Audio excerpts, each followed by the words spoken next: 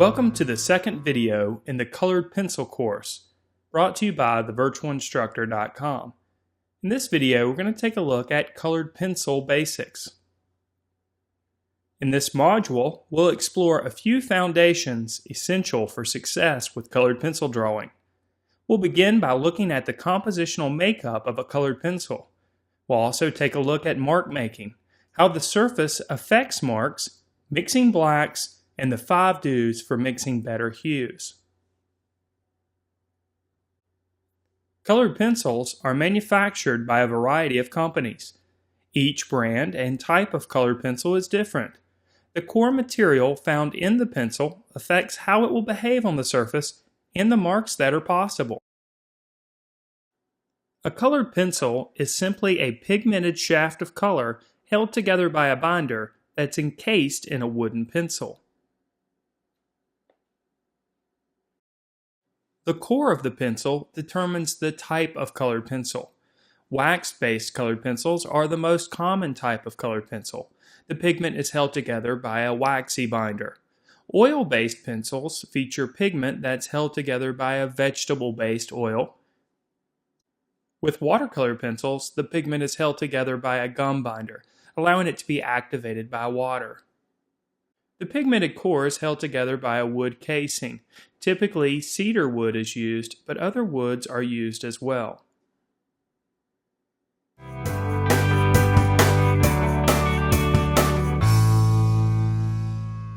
Pressure plays an important role in how a colored pencil will behave on the surface. Therefore, it's important to consider the amount of pressure that you apply when you're making marks on a surface. Logically, an infinite range of pressure can be applied using a colored pencil. But for this video series, we'll simplify it into 3 categories: light pressure, medium pressure, and heavy pressure.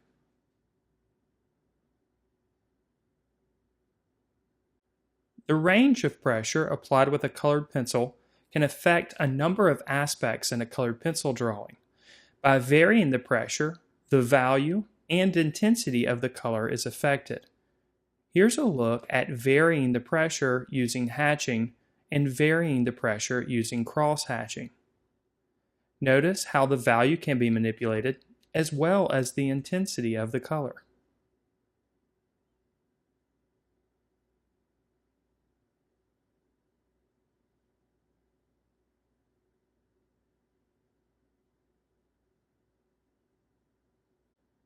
To help better communicate the amount of pressure that I'll be applying to the pencil during the demonstrations in this course, we'll use a system. L will be used for light pressure, M will be used for medium pressure, and H will be used for heavy pressure. You can find these symbols in the upper right-hand corner as applications are made during the demonstration. Next, we'll consider the different types of mark making that can be used to apply colored pencil to the surface. Here, lines are made in the same diagonal direction. These are referred to as directional lines. By crossing these lines, we can create smoother transitions of value and smoother gradations of color in the colored pencil drawing.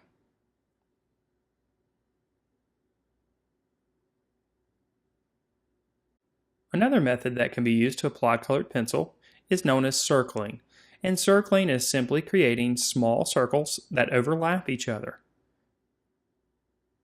This method is great for creating smooth gradations and slow transitions between values and colors.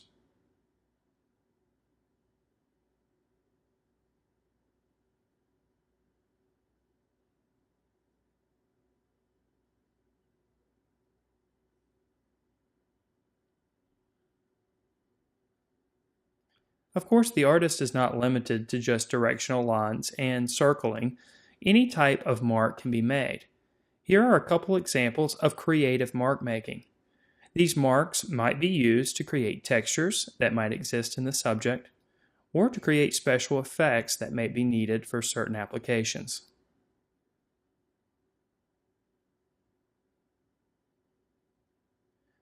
Colors are also layered, and usually layering the colors with the same technique creates consistency. In this case, canary yellow is layered over the top of the indigo blue that's already been applied. In the section with directional lines were made to apply the canary yellow. In the section with circling, the same can be said where circling is used to apply the yellow. Of course, this isn't a rule. Various types of applications can be made depending on the desired effect.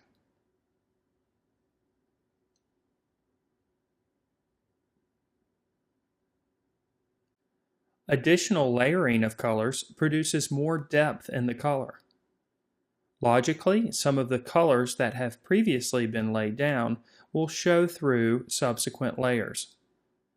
Optical color mixing is often the result. This should be taken advantage of when using colored pencils.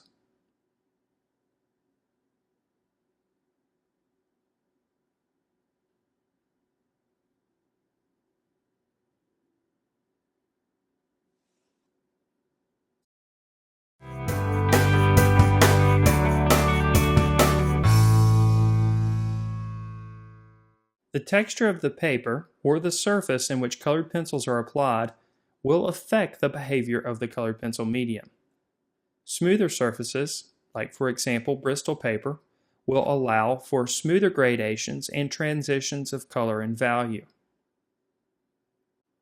The tooth, or texture of the paper, should be greatly considered when starting a colored pencil drawing. If a smoother gradation of value and color is desired, then it's advised to use a smoother surface, like Bristol paper. A smoother surface will also require less colored pencil media to be used. Surfaces with a heavy tooth or a rough surface will logically produce different marks. It will also require that more colored pencil media be used. Because rough surfaces have small valleys in them, some of the colored pencil material might have trouble going into those spaces. This might produce a texture that is actually desired.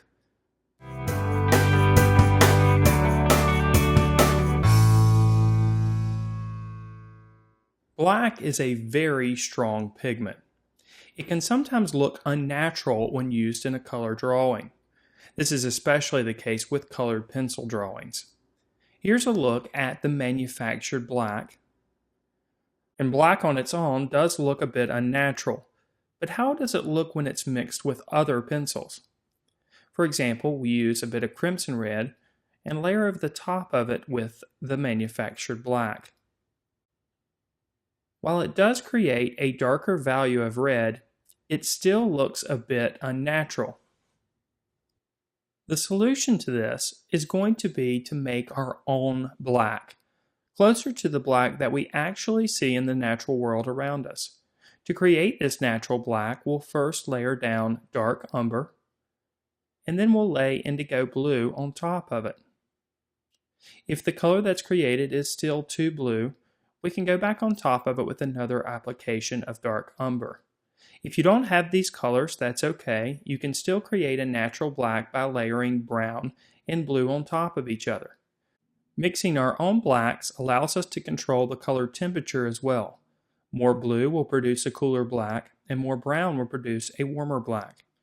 A natural black mixture works to darken up values of other colors as well, as seen here with the crimson red.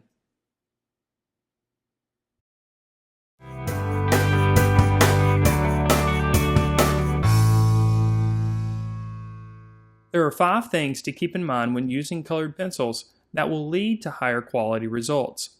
We'll call these the 5 do's for better hues, and we'll demonstrate each one of these in the production of a drawing of a cube. The first thing is to layer your colors. A single color used by itself doesn't often lead to a representational result. Instead, you'll need to layer colors in order to produce more depth in the color, which will lead to a more realistic looking drawing. In this example, we started the drawing by drawing out the cube with a sepia toned colored pencil. Next, we're applying apple green, which will be the local color of our cube. But in a moment, we'll begin to layer different types of colors on top of that green in order to create more depth. We'll add a bit of cast shadow behind the cube as well, and we'll do this with a dark umber. Which leads me to the next thing to keep in mind, and that is you'll need to mix colors, which will naturally happen when you layer your colors. In this case, to create a bit of coarse shadow on the cube, we'll layer a bit of indigo blue on top of the apple green that we've already applied. Both of these applications, or rather all three of these applications so far, have been very light applications. The blue will naturally mix with the apple green that we've already applied, creating more of a blue-green color.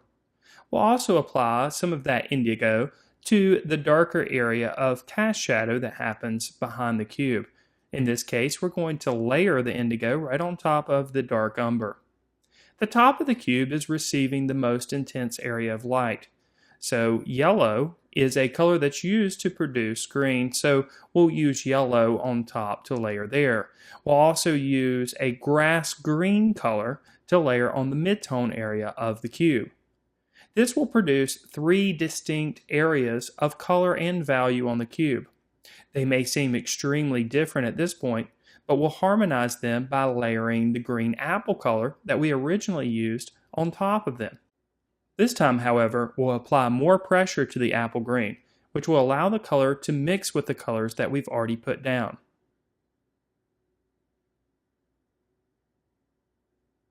This will produce a darker value of the apple green in the area of coarse shadow on the cube, a mid-tone value of the apple green in the area of mid-tone on the cube, and a lighter version of apple green, which will happen on the top of the cube. The third do for better hues is to be patient. It's very easy to become impatient when you're putting layer after layer of colored pencil on a surface, but it's very important to create the depth that's necessary, which will lead to a realistic colored pencil drawing. Patiently building up those layers will eventually lead up to a heavy application, which is the fourth do for better hues. With our underlayers developed, we can start to apply more pressure on the colored pencil. In this case, we're going to go over the top of the highlighted area with a white colored pencil, this time applying heavy pressure. We'll also go over the midtone area with our apple green color, again applying heavy pressure.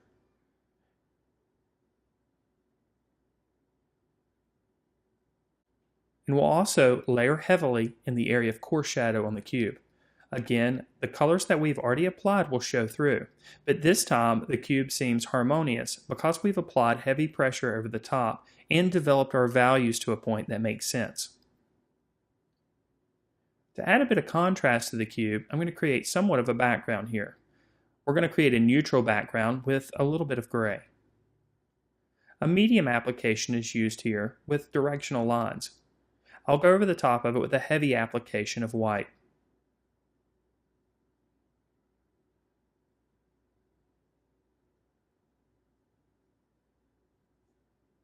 To develop the cast shadow a bit further, and to make it harmonious with the background, I'll add a bit of dark gray. The fifth do for better hues is to add details last. Colored pencil material will layer right on top of what you've already put down nicely and easily, so you can save your details to the very end. There aren't a lot of details here on the cube, but we can help define the outlines or the contours of the cube a bit further by making the lines where the cube meets the surface a little bit stronger. I'll do this with a sharp dark umber.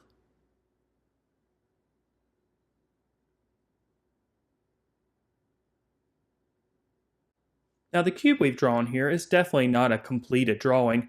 It's more or less a sketch, but it's done so to illustrate the principles and techniques that will be used in the upcoming demonstrations for this course. Now let's do a quick review at what was discussed in this module. In this module, we took a look at the compositional makeup of colored pencils and how they differ. We looked at the importance of the pressure applied to the pencil. Mark making techniques were also explored. We saw how the surface texture can affect the mark that's made by the colored pencil. We also learned how to mix natural blacks. And we took a look at the 5 do's for better hues, which included layering your colors, mixing colors, being patient, building up a heavy application of medium, and then adding details last.